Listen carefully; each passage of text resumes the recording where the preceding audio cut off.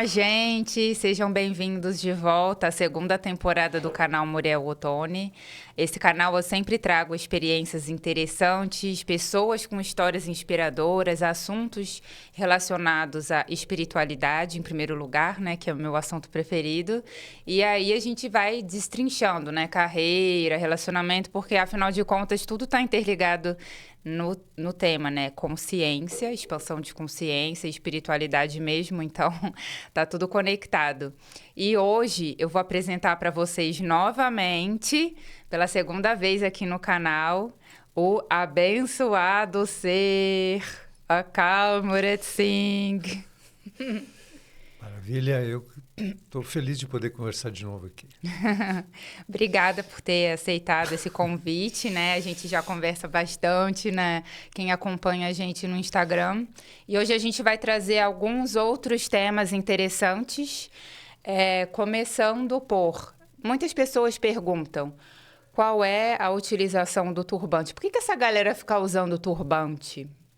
Poderia dizer rapidamente. Isso é uma boa pergunta. Não, assim, eu não sei qual é essa galera, mas assim, no contexto do Kundalini Yoga, né, se compreende que o turbante, ou seja, um tecido orgânico, né, feito portanto, de uma coisa natural, ele tem a capacidade de armazenar energias, né, armazenar vibrações que fluem no corpo. Eletricidade, magnetismo, energia vital, enfim, um fluxo de vibrações que tendem a, fluindo pelo sistema, sair pelo topo da cabeça. Como todas as pontas emitem energias.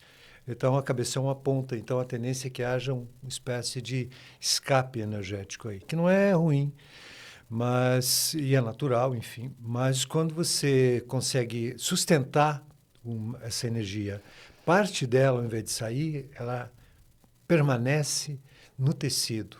Então, você amplia o campo energético, eletromagnético, psíquico, você amplia esse campo em torno da cabeça.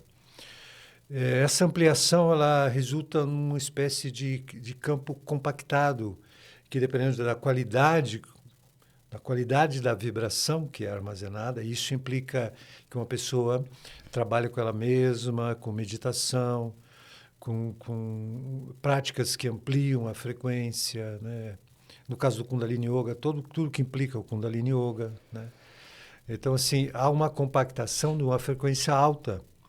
E isto protege a mente da influência de outras mentes. Ou seja, nós vivemos num mundo de ondas, né?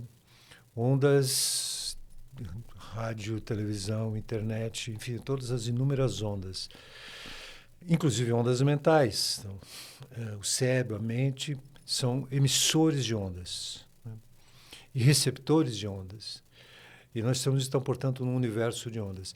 Quando esse campo está ampliado e compactado e com uma frequência alta, ele cria uma espécie de filtro protetor. Então, essas ondas que têm uma frequência desarmônica, vamos chamar assim, né? Entre aspas, alguns chamariam de negativas, mas, enfim, frequências desarmônicas, se esse campo está forte, elas não entram. Uhum. Então, você fica protegido da influência mental dos outros, né? O que significa que, se essa área está aberta, a dispersão mental aumenta, pensamentos bem alienígenas, assim. Tipo, pensamentos que você diz, pô, que raio estou pensando um negócio desse? Da onde que veio esse De onde pensamento que não é meu? exatamente, tipo, tem muita coisa que está simplesmente navegando por aí. Quando ele ocupa seu espaço interno e se reage emocionalmente àquilo, ele passa a ser seu. Sim, a gente pode dizer que eu já estudei em alguns outros lugares que eles chamam de forma-pensamento, que é nessa onda vira como se fosse uma forma que aí fica meio que preso no ambiente, não seria isso? Forma pensamento já é uma coisa mais estruturada da matéria mental, da matéria que aparece como pensamento. Mas, de qualquer maneira, você chega no ambiente, qualquer pessoa chega no ambiente, dependendo do que está acontecendo ali, a pessoa tem uma impressão diferente, ou mais leve, mais harmônica. Aquilo lhe toca, ele cria um estado de ânimo mais mais leve, mais agradável, no qual ela se sente melhor, e às vezes não, às vezes é uma energia que ela precisa. Normalmente, no senso comum, as pessoas dizem assim, uma energia meio estranha, meio pesado o ambiente. As pessoas têm essas expressões comuns, né? Então, dependendo da qualidade das ondas mentais e emocionais que são emitidas naquele ambiente por aquelas pessoas que estão ali.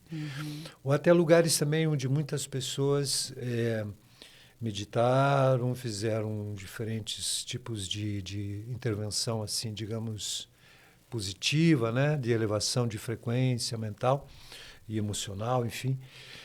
Nesses lugares, às vezes uma pessoa entra, não tem ninguém ali, mas elas sentem que tem alguma coisa leve ali, elas se sentem bem ali, elas se sentem em paz ali. Isso tudo é reflexo da energia dos lugares. Sim. Né? Que não vem dos objetos exclusivamente, mas vem das pessoas que passaram por ali, né? Que deixaram ali naquele campo, naquele espaço. Né? Então, assim, o turbante é uma... na verdade, se for olhar de perto, quer dizer, quase todas as tradições antigas cobrem a cabeça em algum momento. Né? Cobrem a cabeça nas várias tradições chamadas espirituais, né? Pessoas, num ritual ou outro, elas cobrem a cabeça. Às vezes, no dia a dia, elas mantêm a cabeça coberta. Sim. Quer dizer, isso é muito comum, né? Eu até percebi... Não só no Oriente, porque os indígenas temos um cocar que Sim. amplia o campo e que cria todo um contorno para esse campo chamado auréola, né? Que é uma espécie de linha, de arco de luz, como se chama no Kundalini. E, enfim, um gorrinho na cabeça, ou mais isso, mais aquilo. Né? E turbante é uma das formas usadas para isso. Né? Eu percebi que eu fico bem mais concentrada quando eu vou estudar ou na hora da meditação mesmo, né? Porque, por exemplo, muitas pessoas, inclusive, falam que têm dificuldade de meditar porque a cabeça é muito agitada, vem 1000 pensamentos, não consigo meditar. Experimenta cobrir a cabeça com tecido natural. Né? Sim, com certeza pode ajudar, ou seja, não vai determinar, né? Ou seja, não é o ato de cobrir a cabeça, não vai, digamos, determinar que não entre pensamentos, mas em conjunto com as práticas respiratórias, mântricas, esse é um detalhe que sustenta que aquela frequência, aquela vibração, ao invés de ser emitida, ao invés dela sair, o que não há problema que saia, mas há um armazenamento e parte dela se detém. E isso amplia esse campo. Então, esse é uma estratégia, digamos, é uma coisa funcional, não é uma coisa estética. Super funcional. No sentido, assim, tipo, de a pessoa querer parecer esteticamente de um jeito ou de outro. Né? Inclusive, nos cursos de Kundalini Yoga, tem muita... Em Floripa, onde eu moro, semana passada mesmo, um rapaz no curso, ele comentou, ele não era nem um pouco, tipo... Ele tinha uma tendência a não querer usar nada, não é obrigatório, né? Mas ao ver as pessoas, elas não tinham interesse, é um estilo, assim... estético, mais pop, mais dentro daquela coisa coletiva, social, mais ou menos igual. E a pessoa tem um certo receio de parecer diferente, que ela quer ser igual. E ele comentou que na casa dele ele decidiu cobrir a cabeça depois de uma prática, outro dia cobriu para fazer a prática. O depoimento dele foi muito interessante, porque ele falou assim que ele percebeu nitidamente a diferença. E ele não estava predisposto a achar que era diferente. Ele estava querendo, na verdade, usar para ver se realmente dava alguma coisa ou se era uma conversa só, um ouvir dizer, né? E ele realmente ele falou, não, realmente senti que faz diferença. E ele era praticante de outros yogas que não usam esse recurso. E ele falou, pô, isso é muito diferente. Daí ele foi atrás de um outro tecido que ele pudesse manter sempre e tal. Então, isso aí é uma coisa muito... No contexto do Kundalini Yoga, isso é algo opcional. Mas uma vez que você compreende que algo pode ajudar e você tem um interesse profundo numa determinada direção, E esse interesse é visceral, ele é real, ele é profundo mesmo. E você compreende que determinado recurso pode contribuir para a realização desse anseio, desse propósito. Então, a inteligência indica que você vai usar os recursos que vão otimizar as condições para realizar propósitos, anseios, interesses que são realmente autênticos e significativos. Ou seja, uma pessoa consegue dizer assim, pô, isso me ajuda, então não tem nenhuma razão para não usar um recurso que pode me ajudar. Sim, Nessa ambientes com direção. muitas pessoas, né, também ajuda bastante a proteger. Eu comecei a usar boné para viajar intuitivamente, né, então dentro de avião, né, ambientes com muitas pessoas. E hoje eu uso boné para malhar também. Eu fico até brincando, falei, meu Deus, eu virei essas pessoas que vão para academia de boné. Mas é É interessante interessante mesmo, né? comentar isso, porque assim, não quer dizer que a pessoa tem que usar turbante. Ninguém tem que nada. Mas se ela achar um turbante, você pode usar realmente, se for boné, se for de um tecido natural, vai funcionar em parte, ao menos, porque não é tão grande o comprimento, mas vai ajudar. Chapéu de palha, você pode fazer um turbante junino, andar de chapéu de palha. Turbante junino, maravilhoso, tá na época agora. Então, quer dizer, o que eu quero deixar claro é que é um tecido, né, natural e que é isso. Os bonés que eu uso tem na etiquetinha, né? Pra quem tiver dúvida, tá escrito 100% algodão em alguns bonés, né? É isso, quer dizer, isso é um detalhe, né? Digamos, é um detalhe que tem um sentido, que tem um efeito, né? Que faz uma diferença sutil, significativa. E que, é claro, isso se agregando a um propósito e a outros recursos que atuam visceralmente no sistema energético, através da prática respiratória, psíquico, através dos mantras, através das meditações, né? E no dia a dia, a partir de um interesse de autoobservação, né? Um interesse de desautomatização do processo psíquico, emocional, mental, enfim, tudo isso está dentro de um âmbito, de um conjunto de estratégias interconectadas, né? Não é uma coisa que se tira do contexto e passa a usar. É algo que está dentro de um plano mais amplo, onde esse elemento tem uma relevância. Sim. E adentrando agora sobre o contexto do Kundalini Yoga, eu acompanho muitas pessoas, né, coaches, enfim, pessoas dos Estados Unidos, que lá fala-se muito sobre os recursos de breathwork, que são técnicas de respiração, que essas pessoas falam sobre chegarem em estados alterados de consciência através da respiração.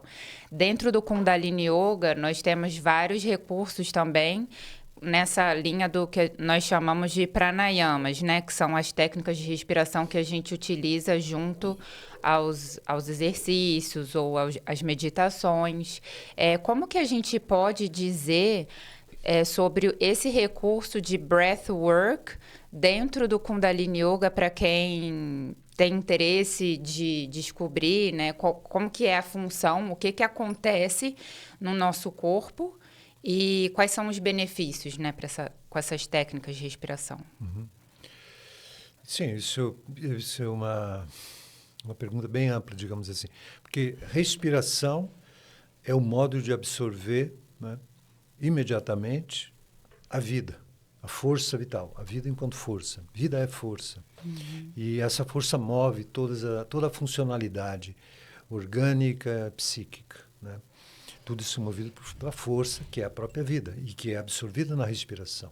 Não exclusivamente na respiração dos alimentos e outros modos, mas naturalmente a respiração é um modo imediato, direto, né?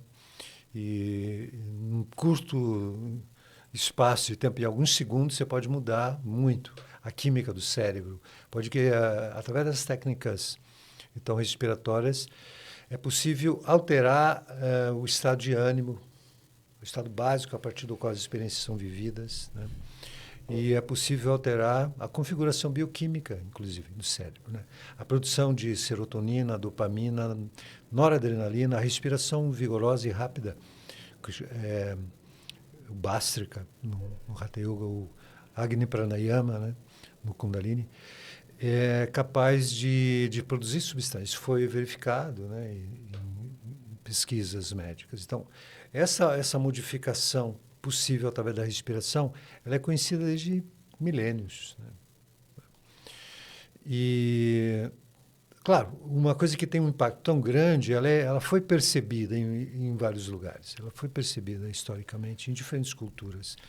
E essa utilização do ato de respirar como um modo de intervenção orgânica e psíquica, ele é usado popularmente até. Quando uma pessoa está um pouco agitada, o outro diz, respira fundo, né? Porque isso está querendo dizer assim, relaxe, se acalme. Porque ele está entendendo instintivamente que respirar afeta o estado emocional, o estado mental. Tem muitos estudos sobre isso que confirmam isso. Quer dizer, mesmo que não houvessem estudos, antes de haverem estudos, existe a experiência. A experiência, né, direta, né, em todas as culturas. Então, o que a gente tem aí é uma fonte de poder, de intensificação vital, né, através da absorção de uma grande quantidade dessa força, uma intensificação no ato de absorção da energia vital. E as técnicas respiratórias produzem isso. Então, quando uma pessoa fica respirando por um longo tempo, né, de forma intensa, né, fora do habitual, ela cria uma absorção tremenda de energia vital. Essa energia vital, ela vai se espalhar, ela vai se distribuir pelo sistema, né? Sistema energético, que no yoga é bem mapeado, né? Os canais sutis por onde a energia vital anda, os lugares onde ela se encontra, formam os chamados chakras, esses redemoinhos de energia vital, que distribuem essa força para as diferentes áreas do sistema nervoso, do sistema glandular, os órgãos e, especialmente, para as áreas da consciência. E potencializam a vida afetiva, cognitiva, portanto, altera todo o sistema. A inspiração é um modo de interferir no sistema inteiro, tanto orgânico quanto psíquico. Ok, então tem um grande poder de intervenção. Ocorre que exatamente porque tem um grande poder de intervenção é que esse poder precisa ser utilizado de uma maneira sábia, de uma maneira estratégica, não de qualquer maneira. De uma maneira que possa realmente produzir uma modificação harmônica que seja capaz de se desdobrar em níveis mais amplos, qualitativos, ou seja, mudar a qualidade da percepção, a qualidade do estado de consciência, ser ampliada através desse recurso, né? Então, assim, só o ato de respirar, ele altera a condição habitual vigente. Ele altera inevitavelmente. Você muda o nível de oxigênio, o nível de energia vital, produz substâncias, você produz uma experiência, né? Agora, gente, produzir uma experiência fora do habitual não significa necessariamente uma contribuição concreta e segura, estável e progressiva em direção ao nível de percepção, ao nível de consciência a partir do qual será possível viver o cotidiano, seja possível viver o dia a dia, né? Você não vai ficar o tempo todo fazendo uma respiração intensa, rápida ou profunda e lenta o tempo todo quando você está na rua e tal, né? O seu sistema precisa estar ancorado num nível de vitalidade que foi sendo construído em alguns momentos de prática. E essa prática envolve o ato de respirar. Então, eu estou querendo ir na direção do seguinte: você alterar o estado de humor, o estado de ânimo, o estado de consciência, entre aspas, alterar através de uma prática respiratória bastante intensa, prolongada, 40, 50 minutos respirando.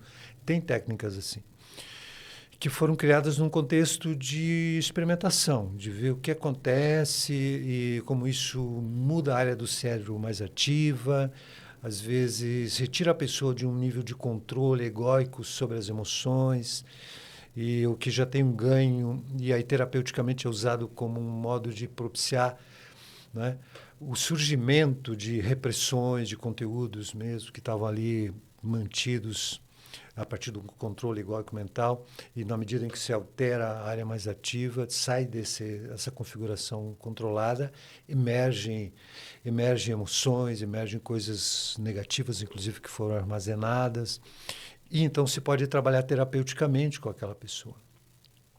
Veja bem, é muito complexo esse assunto, porque assim, para uma pessoa ser capaz de trabalhar terapeuticamente com alguém, dentro de um contexto produzido por uma alteração respiratória, e o que emerge ali, a pessoa precisa saber como é que ela lida com aquilo que emerge.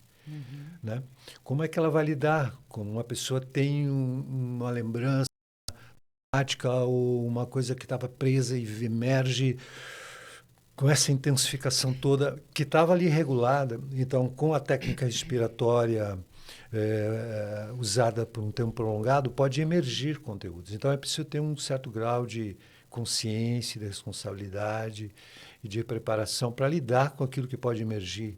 Não só criar experiências extravagantes, mas saber aproveitar essas aberturas terapeuticamente. A pessoa precisa ter condições de fazer esse trabalho, de dar esse suporte, de encaminhar uma modificação, né, naquela pessoa. Isso é importante entender. Isso eu estou falando do âmbito terapêutico, né, onde a respiração é utilizada de uma maneira para criar essa saída de um estado hipercontrolado e, de certo modo, repressivo, mas o fato de que a respiração pode produzir essa abertura precisa estar junto com a preparação para lidar com aquilo que emerge. Isso é uma coisa importante.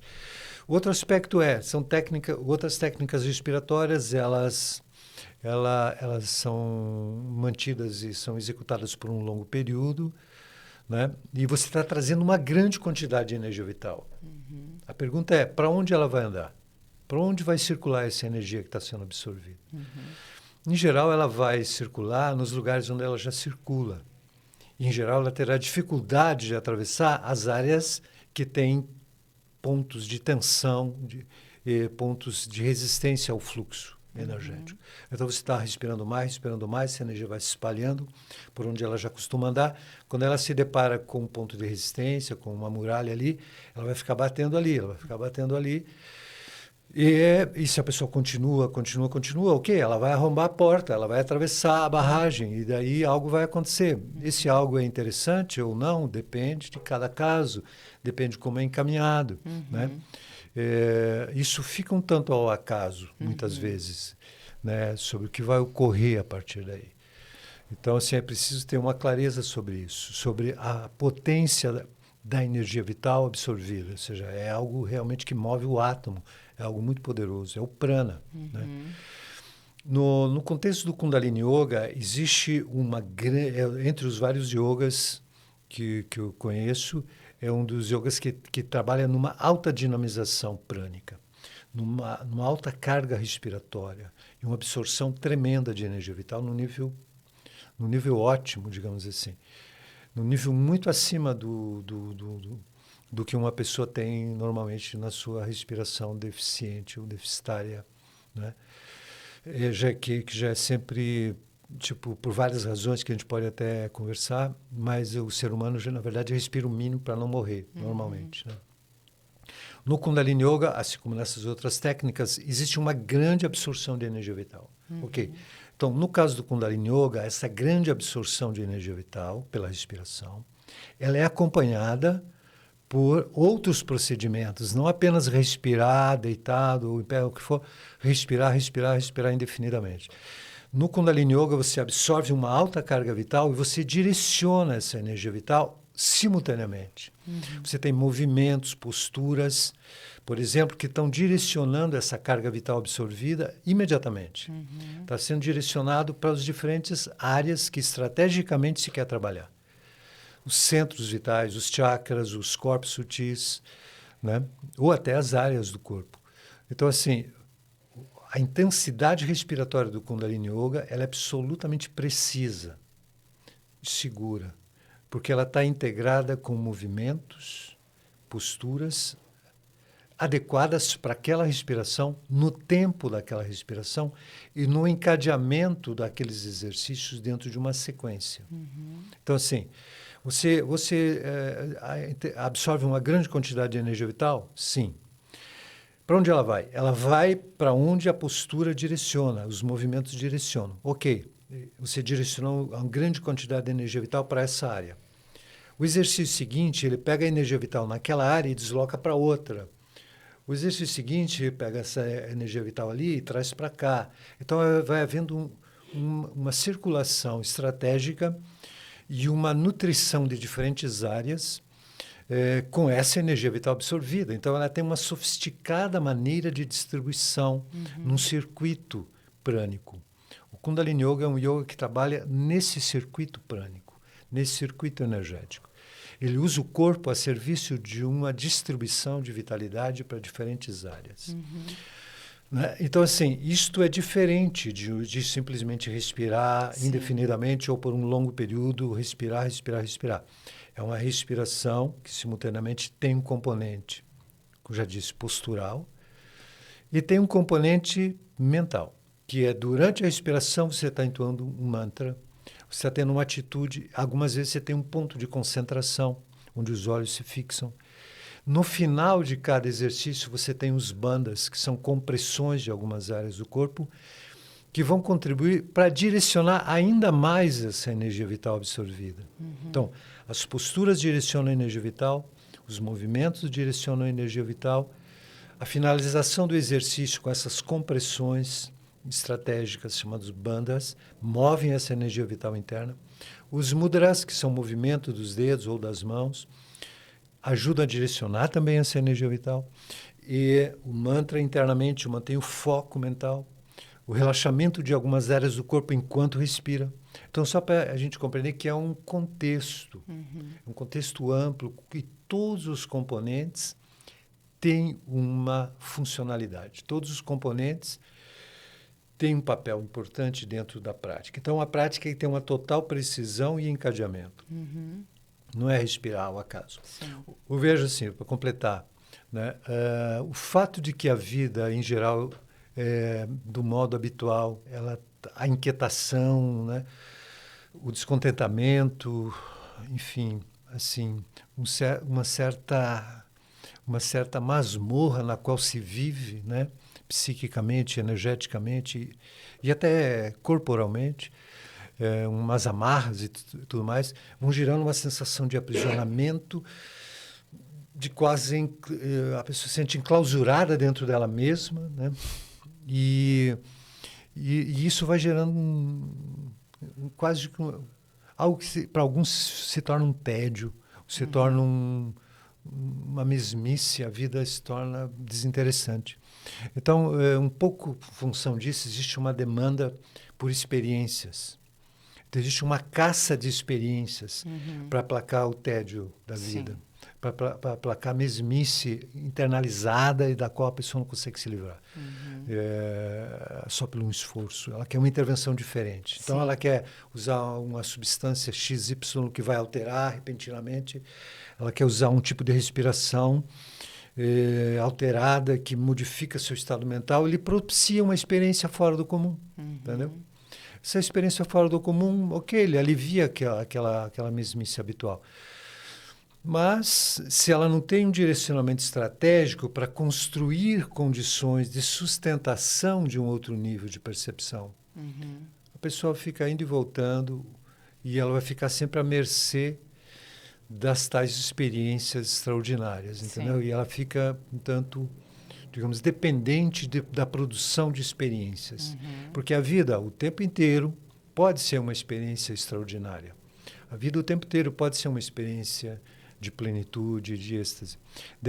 No Kundalini Yoga, a ideia é construir as condições sustentáveis, energéticas e psíquicas, para que o humano possa viver cada momento como uma experiência única. Sim. Né? Então, assim, a respiração tem um papel importantíssimo, sim. No entanto, ela está dentro de um contexto. Né? E esse contexto é que torna possível esse trabalho ser preciso, né?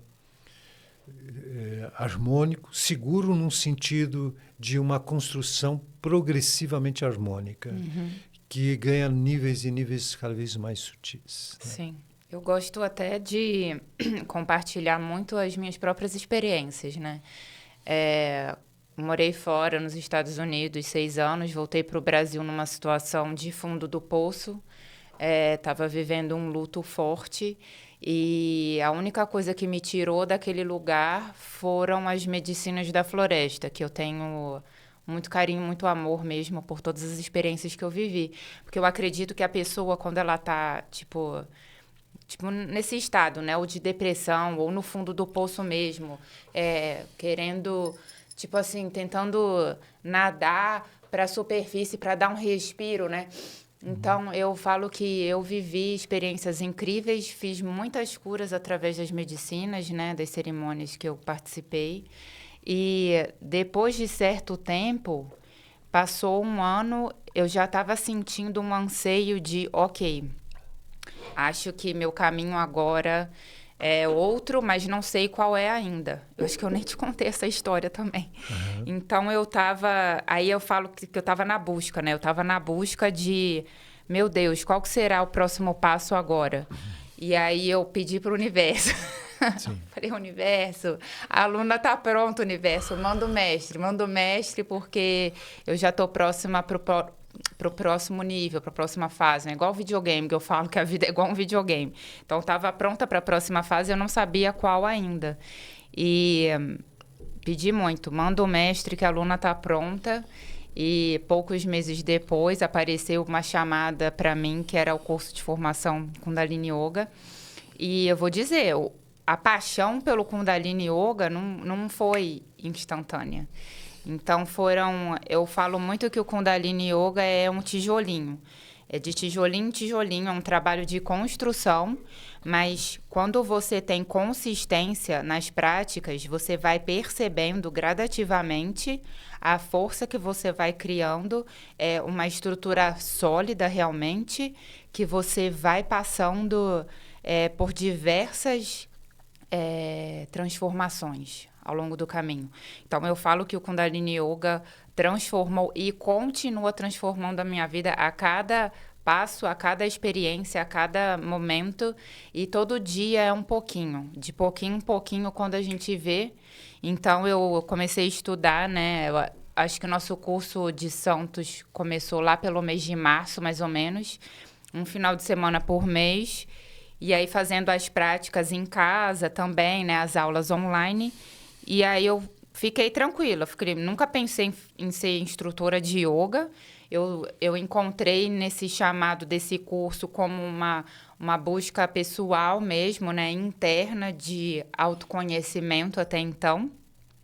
Queria ser a minha própria professora, não depender de ficar indo em aula, porque quando você faz a prática na aula de estúdio, você vai para o estúdio, tipo, uma vez por semana, 2 vezes na semana no máximo, e é aquilo. E no curso de formação de Kundalini Yoga, a gente tem a nossa prática pessoal. Então, é direcionado realmente com cada pessoa, de acordo, né, com a numerologia dela, que a gente utiliza muito, e todo dia vai praticando. O importante é manter essa consistência, mas uma vez que você começa, e aí comigo foi gradativo, então começamos a aula em março, eu já senti um impacto muito grande, eu falei, meu Deus, o que é isso? Comecei a ter visões, intuições, estados elevados de consciência que eu tinha nas experiências no xamanismo. Eu falei, meu Deus, eu não preciso de medicina para conseguir acessar esses níveis, né, sutis. E aí foi, né? Março, abril, maio, junho, julho, agosto. Eu lembro até hoje, quando foi entre agosto e setembro, foi do nada, assim, foi um estalo, tipo, meu Deus, eu tô apaixonada pelo Kundalini Yoga. Porque é um processo gradativo, não é uma coisa rápida que você toma lá o chá e vai ter uma coisa e depois vai embora e acabou, né? Realmente é uma construção.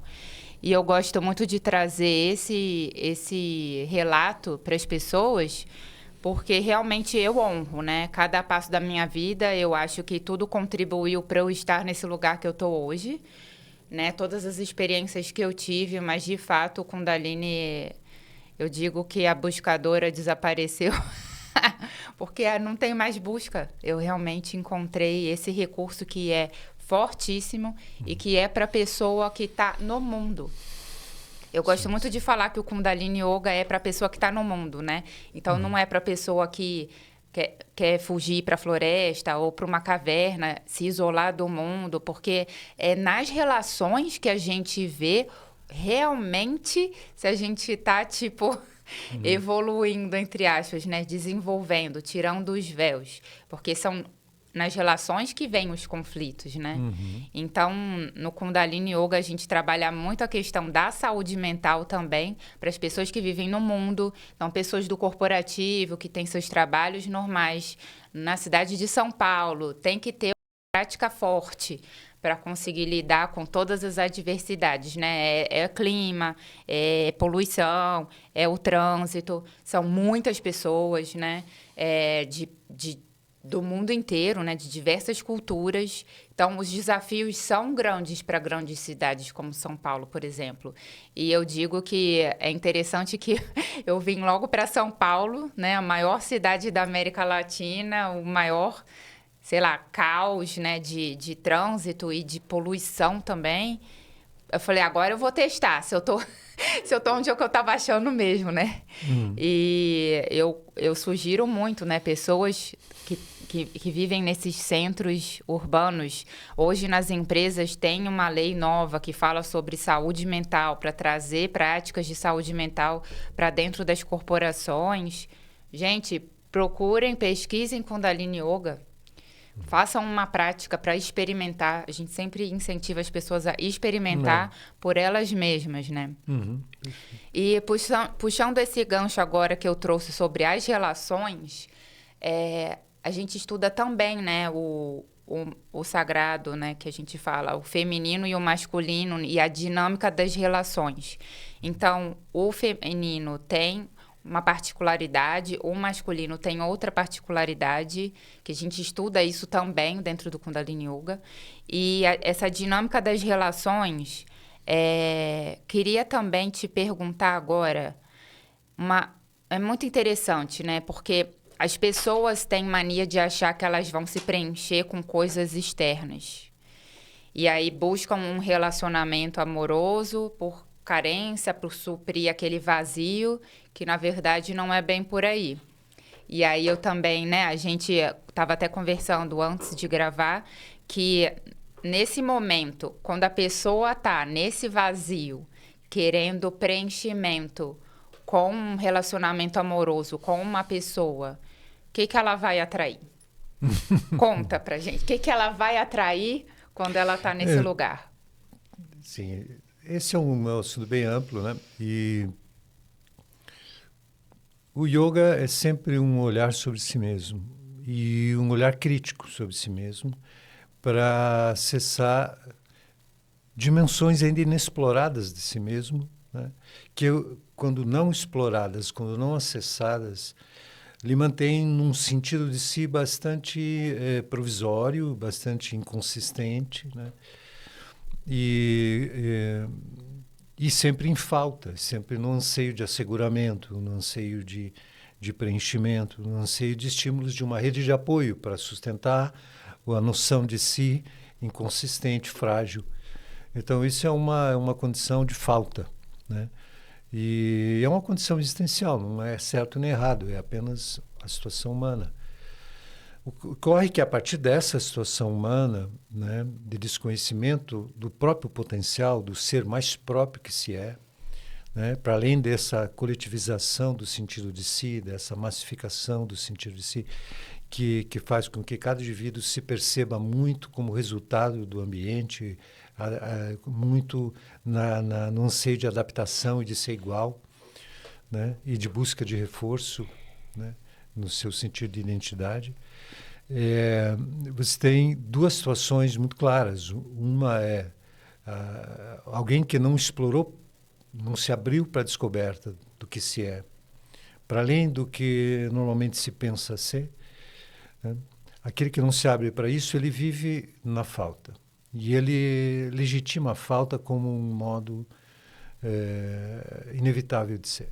E ele não se pergunta sobre quem sou eu, não se pergunta sobre essas possibilidades mais altas de si próprio.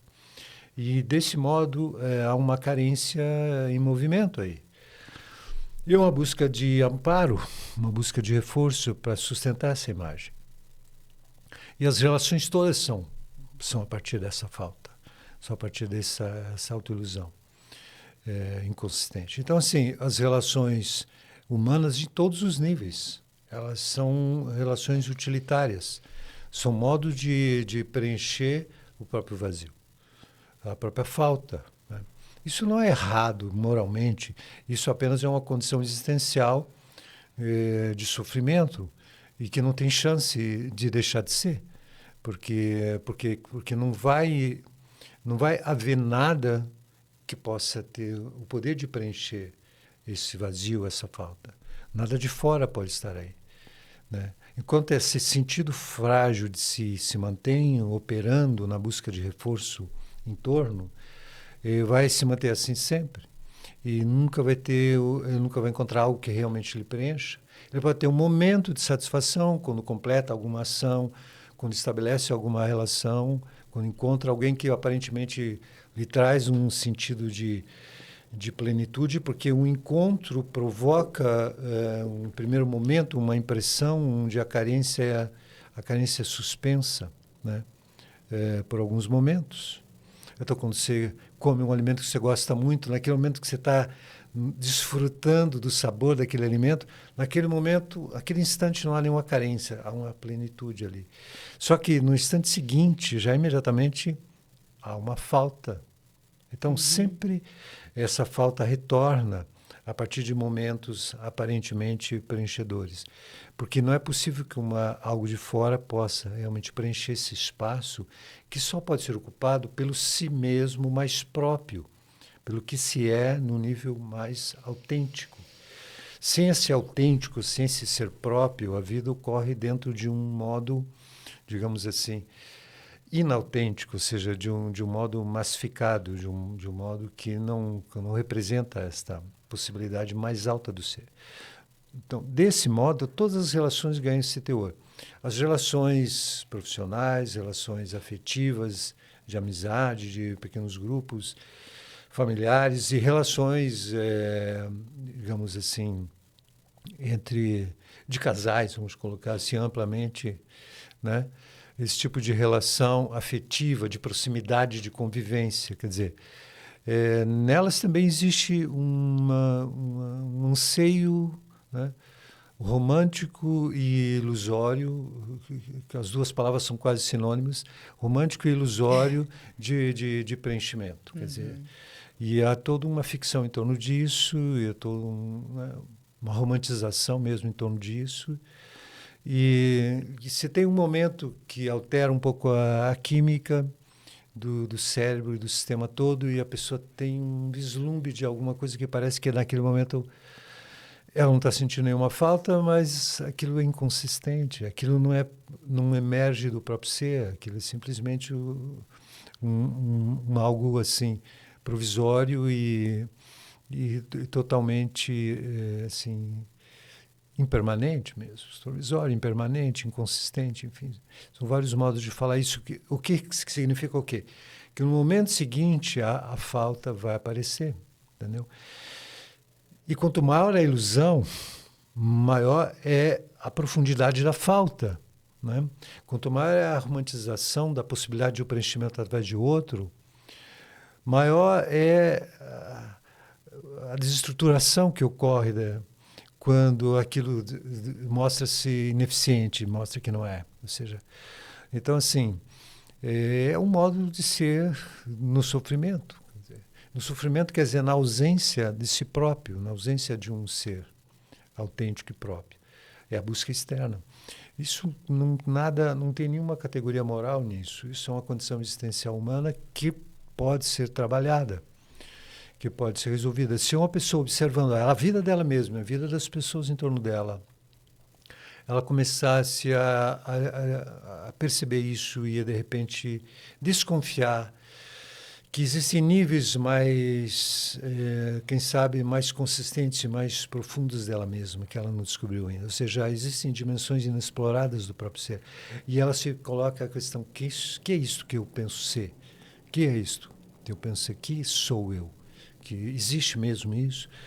De uma maneira autêntica e consistente? Ou seja, um olhar sobre si, um olhar crítico sobre si, qualificado, aí no contexto do yoga, qualificado pelas práticas todas de mudança da configuração da percepção, através da ampliação da capacidade vital, portanto, uma intensificação da vida, uma ampliação da potência vital, né? Uma modificação na qualidade também da própria percepção a partir da mudança de frequência vibracional, que é um termo um pouco genérico e um pouco difícil de explicar, mas que você pode gerar um estado harmônico interno, produzido, por exemplo, pelo som, pelas práticas meditativas. As práticas meditativas qualificam, junto com a respiração, que às vezes estão juntas, qualificam a percepção para um olhar fora do habitual. Eu digo para qualquer pessoa fazer essa experiência, na hora que você está se sentindo mal, está configurado de um jeito negativo, faça uma intervenção no sistema. Respire profundamente ou rapidamente por um certo período. Ou faça uma prática de Kundalini Yoga e modifique a condição do sistema e veja como altera a percepção. E altera provisoriamente, sim, mas essa alteração provisória pode se tornar consistente, sustentável, progressivamente mais ampla na medida que tem uma regularidade. Então, o que a gente pode deduzir disso é o seguinte: as relações humanas, elas têm dois modos básicos de acontecer. Uma é a partir da carência, da falta de si mesmo, e a busca de reforço externo para dar sentido para si. É o sentido de si sendo construído a partir do que recebe de fora. O outro modo é mergulhar profundamente na desconstrução dessa instância ilusória de si. Mergulhar profundamente e, de repente, ter uma culminância no encontro de uma dimensão autoexistente, uma dimensão plena do próprio ser, uma dimensão do que se é, para além do que se pensava ser. É a partir dessa instância que no yoga é chamada uma dimensão atemporal, incondicionada, né? Autoexistente, luz de si própria. A partir dessa dimensão que é o si próprio autêntico, que tem um sentido nele próprio. Ele não busca um sentido fora. Ele compartilha do sentido a cada ação, do sentido que lhe é próprio. Portanto, estabelece relações autênticas, né? E nessas relações, o processo é de compartilhar. Você não está se relacionando para se preencher. Você está se relacionando como um modo de ser que compartilha, que transborda, né? que estabelece vínculos, né? Apenas por um movimento de doação, um movimento espontâneo, criativo, e não um movimento reativo de carência e de busca. Então, são completamente diferentes. Uhum. O que pode modificar a condição de uma pessoa que vive em busca de reforço externo para dar sentido para si, e aquela que encontra essa instância de si própria e compartilha no mundo, ela está livre. Ela está livre das relações. Ela está livre do outro. E só quando você está livre do outro é que você pode estar efetivamente com ele. Porque você não depende que ele seja diferente do que ele está sendo para você estar em paz e estar bem. Na medida que você encontra uma fonte de paz, de bem-estar, de clareza e de sentido no próprio ser, é a partir daí que você pode estabelecer relações onde você acolhe o outro como ele consegue ser. Onde você não precisa que ele mude para você estar bem. Você compartilha da sua própria frequência, do seu próprio afeto com o outro. E isso afeta esse outro de um modo que, se ele estiver na mesma frequência de autonomia afetiva, de transbordamento, isso é um encontro de oceanos que é um êxtase.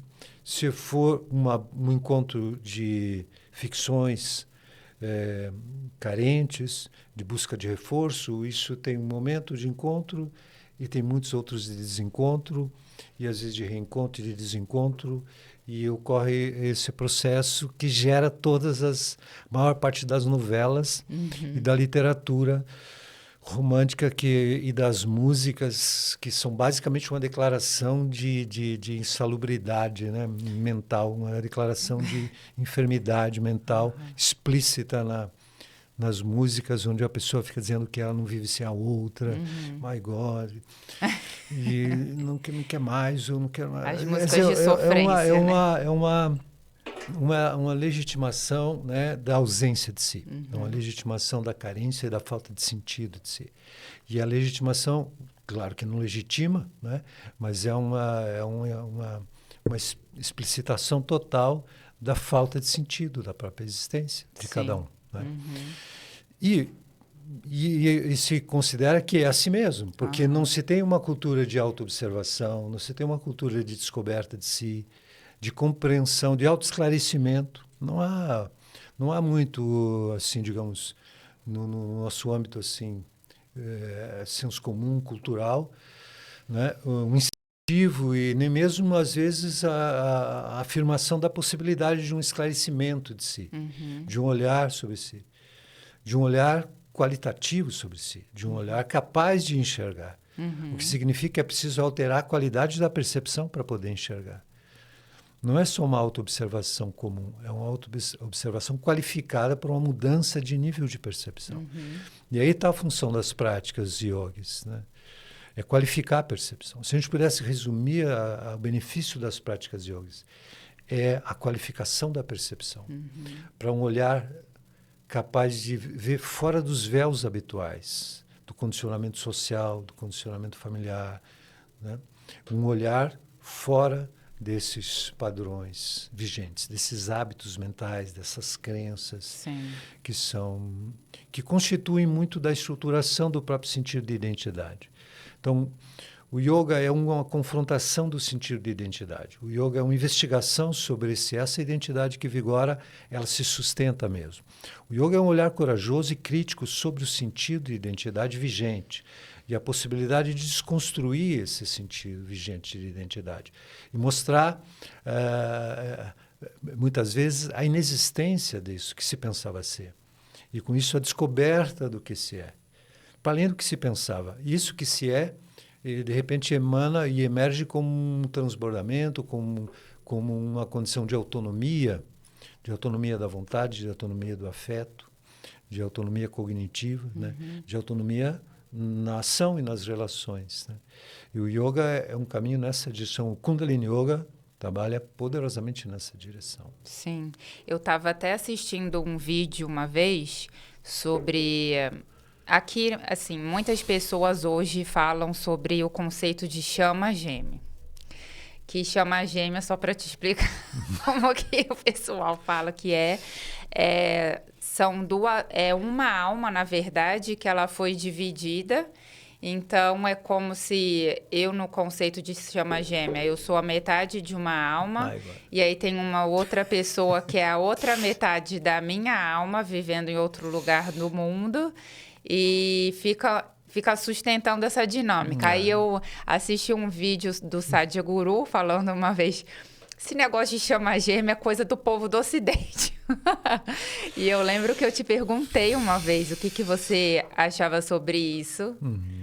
E você pode até dizer o que você acha sobre esse conceito de chama gêmea e alma gêmea, se você acredita em almas gêmeas. Veja, na verdade, assim, tem que entender, primeiro a gente teria que entender claramente o significado da palavra alma. Eu estou falando de quê quando fala alma, né?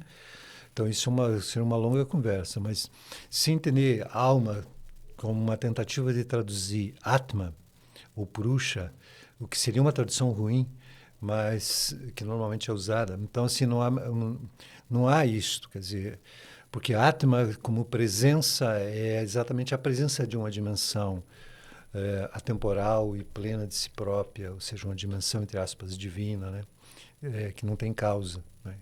Que sempre está aí. E ela é plena dela mesma porque ela é a própria presença divina. Então, não tem como estar pela metade, entendeu? Eu vejo que essa é uma romantização mística, assim, que explora exatamente as carências humanas, né? Quer dizer, e todo gera uma série de expectativas fantasiosas a respeito das relações e todo pelo menos é desse modo que é utilizado no senso comum, nos anúncios de Instagram e todas essas coisas que caem no terreno assim do bizarro, né?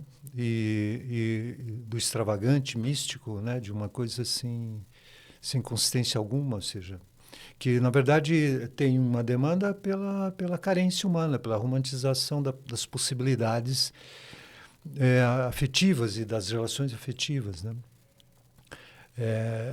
Não tenho certeza se isso é uma invenção do Ocidente, porque isso pode ser que haja em outros lugares do planeta também. Porque a carência humana não é só no Ocidente. Ela está presente na Índia, ela está presente no Japão, ela está presente em toda parte, porque é a condição humana inicial. O humano inicialmente não reconhece aquilo que ele de fato é, para além do que pensa. Então ele constrói um sentido de si a partir do histórico, a partir do empírico, ou seja, das interações, da forma com as outras formas. E não é errado isso, é uma condição transitória, é um sentido de si precário, que o yoga pretende olhar de frente para isso. E se perguntar, existe isso mesmo? O que é isto que supõe ser? De onde vem? Qual a matéria-prima que constitui isso? Né, para poder possibilitar uma desconstrução completa disso. O autoesclarecimento é a criação de uma claridade tão grande que nessa claridade fica evidente a inexistência do que até então vigorava como sentido de si. Né? Então, assim, a ideia de metade eu diria até alguma coisa meio brega, né? Assim, que não uma certa existe breguice em nome do espiritual, né? ou seja, uma laranja pela metade. Eu nunca vi uma laranja pela metade, né? Uma laranja pode ser pequena, mas ela é inteira, né? Ou seja, é a falta de si próprio e a expectativa, né? Extrema de encontrar a si próprio no outro, quer dizer, não há possibilidade disso acontecer. Na visão yoga, cada ser é a plenitude de si próprio. Cada ser já é a própria presença atemporal e plena. Uma instância da unicidade da existência que está em todas as formas. Né? E cada ser já é pleno, já é completo. Ele não se completa com o outro. Se ele descobre a completude de si próprio, ele compartilha isso com o outro. Ele não se relaciona para se preencher. Ele não se relaciona porque ele precisa. Ele se relaciona como arte, como criação, como fragrância. As relações são a fragrância do infinito em cada coração, em cada ser. É uma emanação, não é uma busca de colocar algo ali onde está faltando. Quando existe, de fato, a constatação de um vazio, o lugar onde se pode encontrar o que falta é um olhar que consiga criticamente perceber aquilo que pensa ser, olhar, qualificar o olhar, como já disse, para poder vislumbrar essa presença que é completa. As relações são um modo de compartilhar da completude e não um modo de se completar.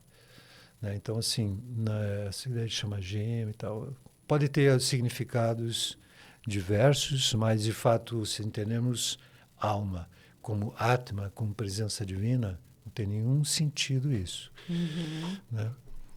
Pode ter pessoas que têm uma grande sincronia entre si, que elas têm uma confluência energética, áurica, psíquica, tem um campo vibracional que se integra, que se comunica de uma maneira sincrônica vibracional, ou seja, as pessoas se sentem integradas.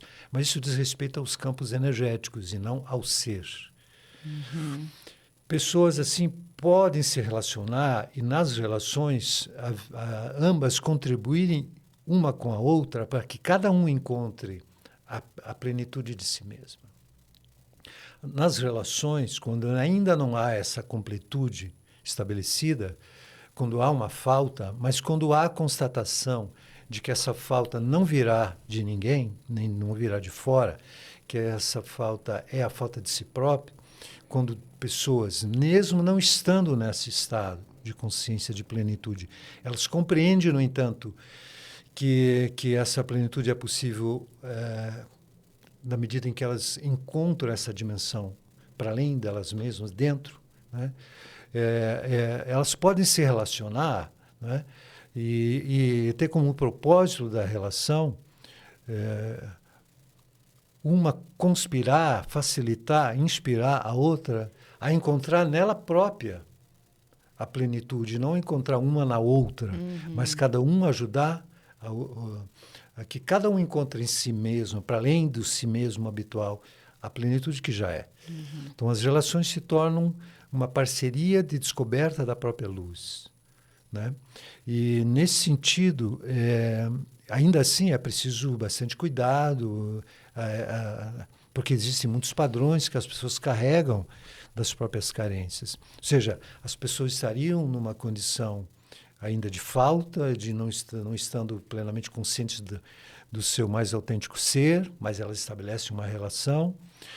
Nessa relação pode haver expectativas ilusórias de preenchimento, mas elas estão alertas para perceber isso como condicionamento, perceber isso como coisas a serem desconstruídas dentro de si. E elas estão conscientes de que o processo é para além dessa instância ilusória. O processo desemboca no encontro da própria oceânico, né, do próprio ser, né, a dimensão oceânica do próprio ser. Pessoas podem se relacionar com essa perspectiva e caminharem juntas em direção a esse oceano, que é o núcleo essencial, né, o sem fundo de cada ser, ou seja, o infinito de cada ser. Pessoas podem compartilhar relações com esse propósito, mas está claro que o propósito não é um preencher o outro. O propósito é um contribuir para que cada um encontre o infinito dentro de si próprio. Isso é outro paradigma de relação. As relações assim têm também cuidados a tomar na comunicação, no jeito de apontar para o outro, padrões que estejam prendendo. As pessoas teriam parcerias no caminho da iluminação, como se diz popularmente, no caminho da descoberta que já é luz, né? No caminho da descoberta da própria luz que cada um é. Nesse caminhar, uma pessoa poderá contribuir com a outra, inspirando, vibrando e se comunicando, contribuindo para que a outra perceba as próprias amarras, mas de uma maneira amorosa, delicada, não de uma maneira manipulatória ou controladora. Porque normalmente quando a pessoa aponta algo no outro que ela considera que não está bem, ela faz isso para que ela possa estar bem se o outro mudar. Num caminho assim, não. As pessoas compreendem que a responsabilidade por estar em paz cabe a elas mesmas, dentro delas mesmas. E que o outro é como consegue ser no momento. E ela vai apontar padrões que ela observe no outro, para que o outro possa perceber e se libertar dentro dele mesmo, para o melhor dele mesmo. O modo de se comunicar é fundamental nas relações. O modo de apontar é fundamental. Porque se esse modo de apontar é acusatório, ele gera reações, ele gera defesas até justificadas, que a pessoa se sente controlada e manipulada. Se o modo de apontar é um modo limpo de qualquer incômodo pessoal, é um modo realmente que quer que o outro perceba, para que ele próprio se liberte, para que aquele que percebe se liberte. Quando é assim, a comunicação ela é sutil, ela nunca perde de vista a luz que o outro é. E ela está sempre contribuindo para que o outro conecte com a luz que está dentro dele, com essa dimensão livre dentro dele, né? Então, assim, é possível relações entre pessoas que não estão na dimensão plena da luz, da consciência e tal. É possível, e é possível especialmente quando elas têm isso como um propósito. Quer dizer, elas têm como propósito desconstruir as ilusões sobre si, sair dessa instância de carência e de controle e de preenchimento exterior. Quer dizer, elas querem sair disso, elas compreendem isso, elas se propõem a um caminho yoga nessa direção. E o relacionamento se torna um modo de yoga. O relacionamento é um dos yogas mais interessantes, desafiadores e capazes de acelerar o processo. Quando pessoas têm um acordo muito claro a respeito disso, as relações podem ser modo de acelerar a descoberta de si. Sim. Porque nas relações aparecem padrões que não apareceriam tão facilmente em outro contexto. Mas precisa ser um contexto bastante saudável, bastante nutrido por prática, por meditação, por coisas concretas, não por intenções aleatórias. declarações de intenção que não se confirmam no dia a dia da pessoa, Sim. entendeu? Tipo assim, eu tenho interesse em me conhecer, não sei o quê. E o que você faz? Qual a prática? Você tem um tempo e espaço a cada dia que se dedica a isso? Ou se só tem uma intenção vaga, aleatória, que se diz que quer, mas não faz nada concretamente? No tempo e espaço, quer dizer, nesse momento, nesse lugar, todos os dias eu dou um espaço e tempo para mergulhar nisso, para usar uma estratégia, né, de intervenção sobre o sistema psíquico, energético, corporal, para mudar a qualidade vital, a qualidade da vibração, da frequência, a qualidade da percepção. Quando pessoas têm isso, elas praticam, elas se dão esses momentos e elas têm condições de caminhar, né? Então, tem vários tipos de relação, onde uma pessoa tem esse propósito de descoberta, de tirar tudo que encobre a luz que ela já é, e ela se relaciona com alguém que não tem esse propósito. É desafiador para essa pessoa. Sim. Se ela já está numa relação assim, cabe a ela mergulhar profundamente nela mesma, nessa descoberta. Não se deixar desestimular pelo desinteresse do outro, mas ao contrário, desinteresse do outro como um combustível para ampliar o seu próprio interesse e se dedicar ainda mais, né? E com isso ela pode mudar a frequência vibracional, psíquica, os comportamentos, o jeito de ser, e isso pode afetar positivamente a outra pessoa, né? Agora, se nenhuma das duas tem interesse, aí vai ter muita novela em torno, né? Aí vai ser uma fonte de assuntos para a literatura e para a novela e para as músicas, essas músicas que se escuta por aí, né? Sim, só para a gente encerrar, porque com essa sua fala, né, dentro da psicanálise, eu vi que no sentido da paixão, né, duas observações interessantes e queria escutar um pouquinho rapidamente da sua visão sobre isso. Uma diz que a pessoa se apaixona pela outra como uma projeção, né? Então, é como se fosse um espelho do que ela realmente tem que trabalhar dentro de si, inseguranças, enfim. E o segundo ponto que a psicanálise traz é que, sobre a paixão também, que você se apaixona pela outra pessoa, na verdade, visando o potencial dela, não encarando a realidade de como ela é naquele momento, que você até mencionou sobre isso também. Então, fica naquela expectativa da pessoa mudar, da pessoa melhorar, da pessoa isso, da pessoa aquilo, né? E aí fica realmente que a paixão vem a partir desse princípio, que a pessoa se apaixona a partir do potencial que a outra pode se tornar. Diria assim, para ser bem breve, né? Paixão é ser impactado. Ou seja, algo lhe impacta. Sofrer o impacto. É pathos, paixão, tem a mesma origem. Então, ser impactado por outra pessoa, pela vibração, pela frequência, por uma série de coisas imponderáveis até. É um impacto que lhe mobiliza o afeto. Então, o seu afeto é mobilizado pelo impacto do contato com outra pessoa. Essa mobilização do afeto lhe impulsiona para um olhar que te remete a possibilidades, sim, também. Ele remete, digamos, ele traz muita energia, ele traz uma disposição e um olhar sobre o outro, que é um olhar a partir do que é gerado pelo impacto. Então, a leitura do outro é gerada por um estado alterado, digamos assim, alterado pelo impacto, pela energia que foi absorvida nesse encontro. Então, esse olhar alterado, ele vai se sustentar ou não. Geralmente, ele não vai se sustentar, né? O interessante é entender assim, como aproveitar a energia desse impacto na descoberta de si próprio, no encaminhamento de uma dimensão mais alta de si mesmo. Já que é uma energia impactante que mobiliza afeto em direção ao outro, mas mobiliza um afeto em você. Então, quanto essa energia que é mobilizada em você pode ser um combustível da autodescoberta, de um olhar meditativo e sereno sobre si próprio e sobre o outro, a partir dessa alteração de energética que ocorre pela paixão, né? Então, assim, o modo de aproveitar esse impacto, de aproveitar essa energia não para legitimar uma projeção que espera do outro, mas para movimentar uma energia de descoberta dessa plenitude que já está em si e que pode enxergar a plenitude no outro, porque o outro também é um ser que em si próprio é pleno, mesmo que ele não esteja consciente disso. Né? Então, esse poder enxergar essa luminosidade do outro, né? E estabelecer uma relação a partir daí. Guru, gratidão! Ai, gratidão por ter vindo. Mais um podcast, gente. Gratidão por ter assistido.